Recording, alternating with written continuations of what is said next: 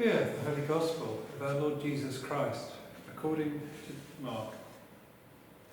When Jesus had crossed again in the boat to the other side, a great crowd gathered about him, and he was beside the sea. Then came one of the rulers of the synagogue, Jairus by name, and seeing him, he fell at his feet and implored him earnestly, saying, "My little daughter is at the point of death. Come and lay your hands on her, so that she may be made well and live." And he went with him. And a great crowd followed him and thronged about him. And there was a woman who had had a discharge of blood for 12 years, and who had suffered under many, many physicians, and had spent all she had, and was no better, but rather grew worse. She had heard reports about Jesus, and came up behind him in the crowd, and touched his garment, for she said, "If I even touch his garments, I'll be made well." And immediately the flow of blood dried up, and she felt in her body that she was healed of her disease. And Jesus, perceiving in himself that power had gone out from him, immediately turned about in the crowd and said, "Who touched my garments?" And his disciples said to him, "Well, you see the crowd pressing around you, and yet you say, 'Who touched me?'" He looked around to see who had done it. But the woman, knowing what had happened to her, came in fear and trembling and fell down before him and told the whole truth. And he said to her, "Daughter, your faith has made you well. Go in peace and be healed of your disease." While he was still speaking, there came from the ruler's house some who said, "Your daughter is dead. Why trouble the teacher any further?" But overhearing what they said, Jesus said to the ruler of the synagogue, "Do not fear, only believe." And he allowed no one to follow him except Peter and James and John, the brother of James. They came to the house of the ruler of the synagogue, and Jesus saw a commotion, people weeping and wailing loudly. And when he had entered, he said to them, "Why are you making a commotion and weeping? The child is not dead, but sleeping." And they laughed at him. But he put them all outside and took the child's father and mother and those who were with him and went in to where the child was. Taking her by the hand, he said to her, "Talitha kumi," which means, "Little girl, I say to you, arise." Immediately the girl got up and began walking, for she was about 12 years of age. And they were immediately overcome with amazement. And he strictly charged them that no one should know this. And he gave them to her, that he told them to give her something to eat. This is the gospel of the Lord. I'm here in my home church in Llanelly because I've got to go somewhere else soon, and I just wanted to record this. These readings today, Lamentations chapter 3, and Psalm 30, 2 Corinthians 8, and this reading from Mark. They show us, if you like, Jesus' heart.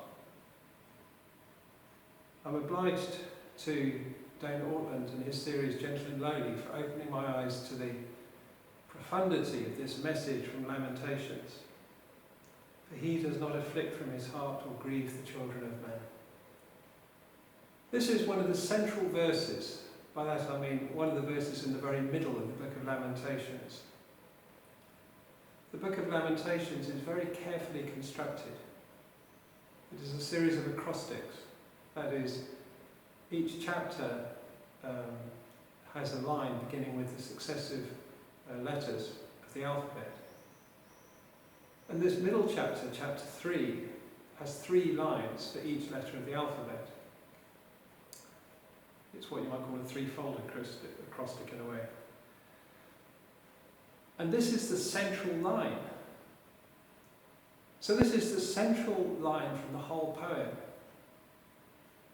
The poem of Lamentations begins, Echa, how, what, why? The city has fallen. It expresses Jeremiah's pain and sorrow and grief at the devastation that had afflicted the city of Jerusalem. It expresses his sorrow and his pain at the horrible devastation that had happened there. It describes, it is a lament.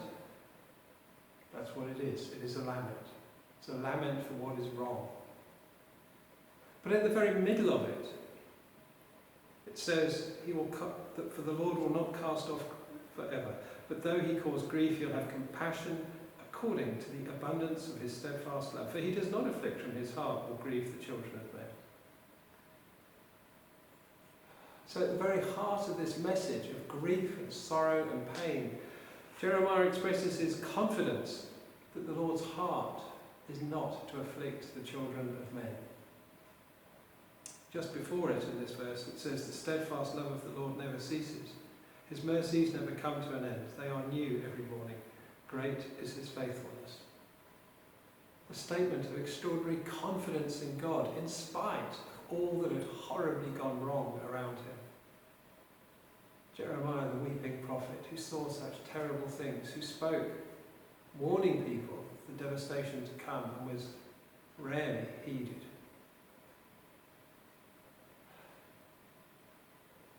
Jairus felt that pain in his heart as he saw his little girl ebb away.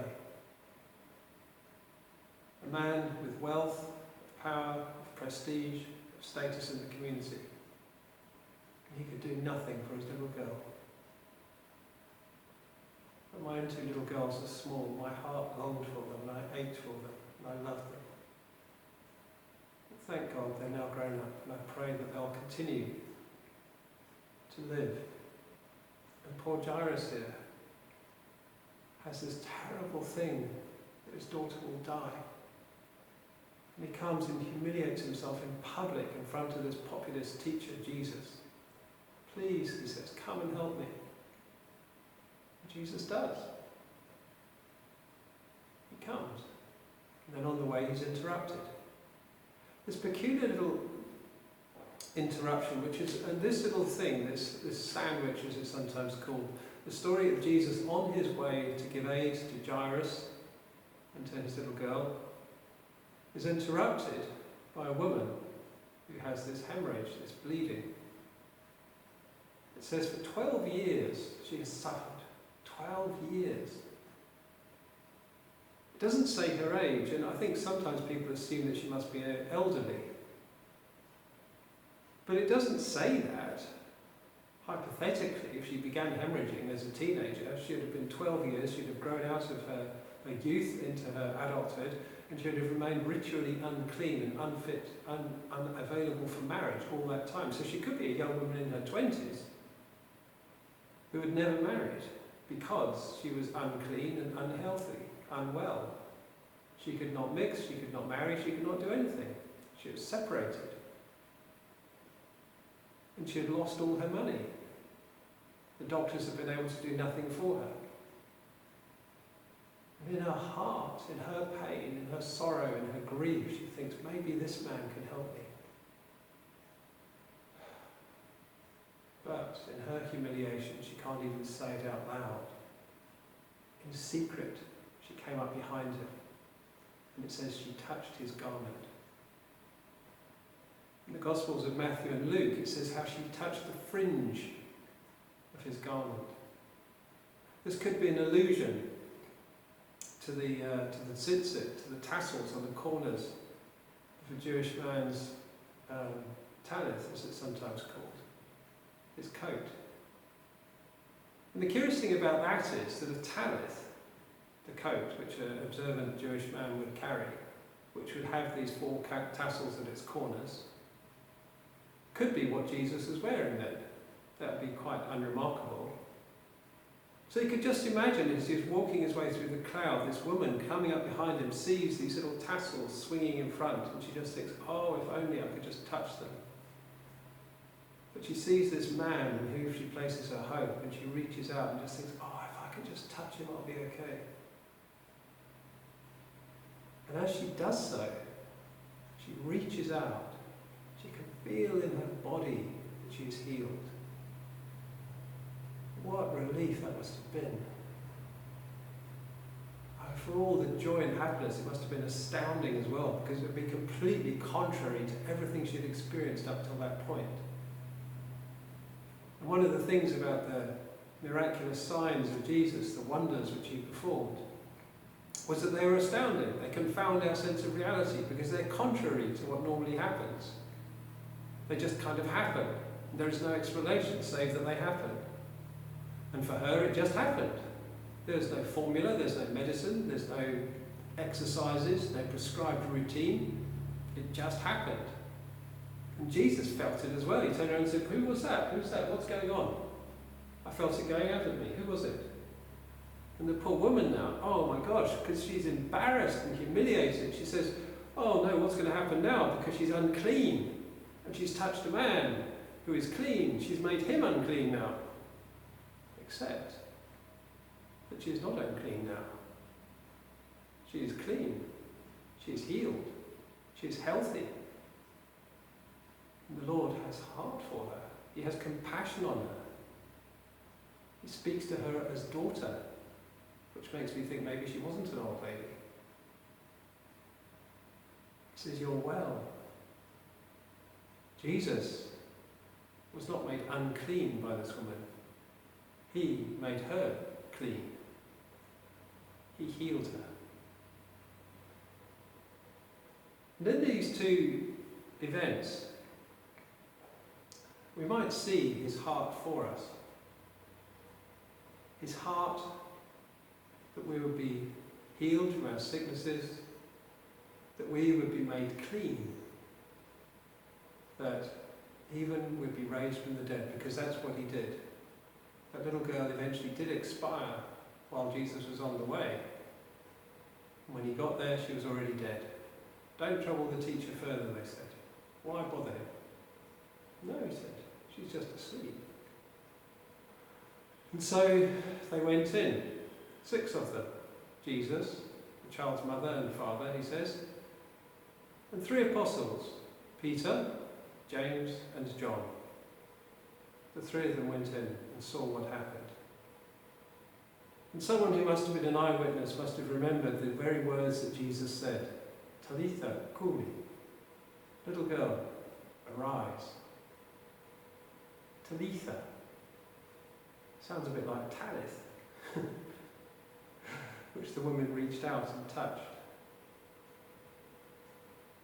So out of the pain and the sorrow and grief of these 2 people, this woman and this man, Jesus met them in their longing and did what they needed. The steadfast love of the Lord never ceases. His mercies never come to an end. They are new every morning. Great is his faithfulness. But will we reach out to him with the cry of our heart?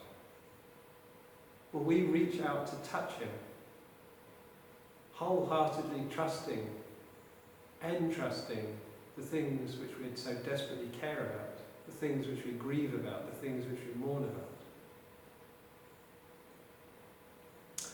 In this election, I'm not quite sure what I want to happen. I'm actually not really certain what would be a good result. I don't know what I want out of this. And what I find curious is that there's a proliferation of parties. I saw a flyer in the garage recently for George Galloway's Workers' Party. And George Galloway has been campaigning with some success, I gather, in one part of the country. And what I find interesting is that his kind of base contains a large number of Muslims. And he has rather secretly, rather kind of covertly, I think, become a Muslim. But he's not very sort of loud about that fact. He hasn't really campaigned on the fact that he himself is a Muslim. But I've also seen flyers for the Heritage Party and, of course, the Reform Party have been making a lot of noise in the media, with Nigel Farage being lampooned and mocked and ridiculed and attacked on a regular basis. But what I find interesting is that Galloway is, in theory, appealing to people that might otherwise vote Labour, historically. Farage, broadly speaking, is appealing to people that might previously have voted Conservative. Kind of, the Heritage, but they're not really that either. But what is curious is that all 3 of those parties, and I just choose those because I just happen to have seen material about them, are actually voicing a very, very similar series of concerns. They've got quite a lot in common. They're making quite a similar appeal over quite similar concerns for quite a lot of people. So to my mind, the obvious thing would be for the Conservative Party and the Labour Party to take note of the platforms of these other parties and think, these are concerns. People are concerned about these things. And in the 30s in Germany, the communists and the National Socialists also actually had quite an overlap of concerns, and they were making quite a similar appeal to a similar group of people, hence their fierce rivalry. So we're in interesting times. But at the heart of it, what do I want for this country? I want the Lord's mercies new every morning. I want this country to be delivered from the things which afflict it. I want people to be truthful and upright and honest, to be noble and wise and just. I'd like to reward merit and achievement. I'd like to acknowledge virtue and goodness. I'd like to protect the weak and the vulnerable, restrain the wicked, contradict evil. These are my things which I'm concerned about. And these things I pray. Jesus has a heart for us. His mercies never come to an end. They are new every morning. He invites us to reach out to him and touch him, to find him with the things that burden us in our innerst being, in our lives, and the people around us that we love and that we care for, in the bigger things around us, in the election, in the country itself, in the government. He has a heart for us. He cares for us. So therefore, it is good to call out to him. It is good to reach out to him. It is good to have faith in him and trust him. And we can be sure that whatever happens in the election, he will not abandon us or forsake us. And we'll just have to make the best of whatever comes through. But I trust in the Lord, in his steadfast love. For the Lord will not cast off forever, but though he cause grief, he'll have compassion according to the abundance of his steadfast love. For he does not afflict from his heart or grieve the children of men. His mercies are new every morning. Great is his faithfulness.